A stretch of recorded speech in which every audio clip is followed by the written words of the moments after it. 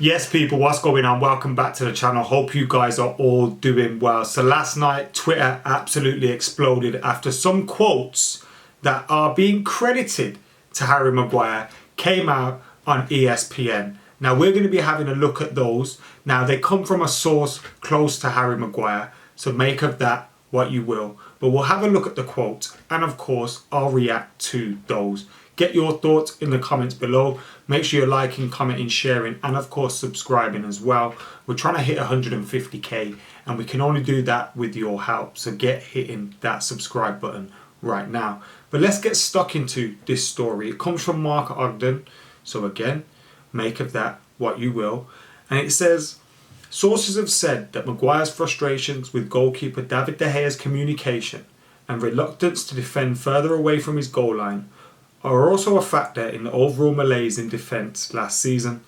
That issue has been improved by Argentina defender Martinez's arrival from Ajax and his ability to communicate and instruct De Gea in Spanish.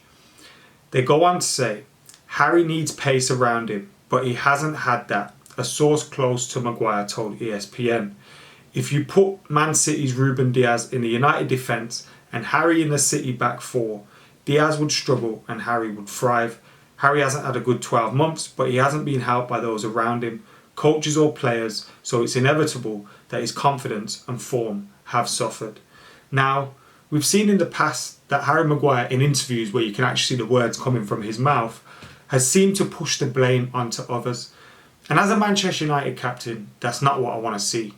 Now, I've said this about previous players, and I'll kind of say it about Maguire as well. I've said it before, that some of his performances and some of the things we may have been seeing may have been a result of the overall issues of Manchester United, and that may have been a symptom of that.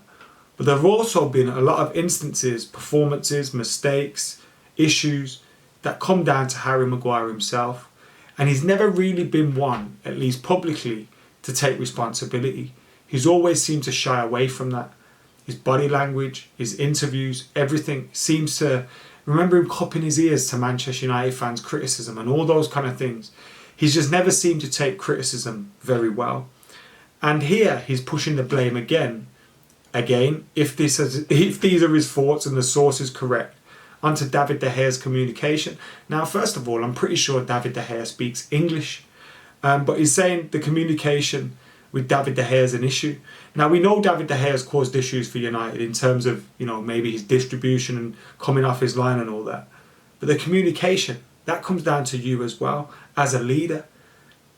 And I've said this a lot, whether he's good enough to be a defender or not. At times I think he's been very good, and at other times he's been awful. One of the worst defenders I've seen at United. But I don't think he's a leader. There can be disputes about whether he's good enough as a centre-back. I don't think there are any disputes about whether he's good enough as a leader.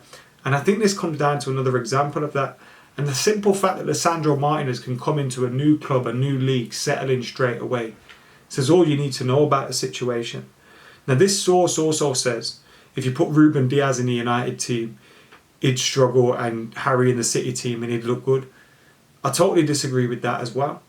Harry Maguire trying to play out from the back with Manchester City, I couldn't see that working, especially at the speed that they work at. Harry Maguire turns like an 18-wheel lorry at times.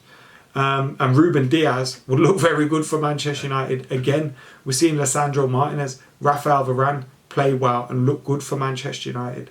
And we can't just blame it on coaches and tactics, because we've even seen this season, where we could maybe say, look, we've got a good coach now. Maguire's performances haven't been to scratch. And I wouldn't put all the blame at his door for those defeats that we suffered against Brentford and Brighton and Real Sociedad. But there's a theme there where he started all of those games. And I think much like David De Gea causes us issues in terms of our distribution, Harry Maguire is a big one as well. Now, I'd love to see him find some form and become a big part of the squad, because we're probably going to need him. Varane's had his injury issues. Martinez is new to the league. There may come a time where we need to rely upon him. But I'd also consider, if I was Man United, and I wouldn't be surprised if Ten Hag's thinking this as well, it makes it easier because he's not the manager that splashed 80 million on him. But I'd start thinking about cashing in on him. And there were rumours about Chelsea being interested. Give Todd Bowley a call or something. Now again, I reiterate, this is a story from the ESPN. You know, take it with a pinch of salt. But we have seen in this from the past where Harry Maguire hasn't really taken responsibility. And talking about centre-backs, Lisandro Martinez, there's a quote from him as well. I think we did a fantastic job against Liverpool and Arsenal, but this is Man United, no? When the teams come to play in our stadium, they have to feel it was not easy for them. So yes, now we feel very well about it. That's someone who's got the right attitude in terms of playing for Manchester United, Lisandro Martinez.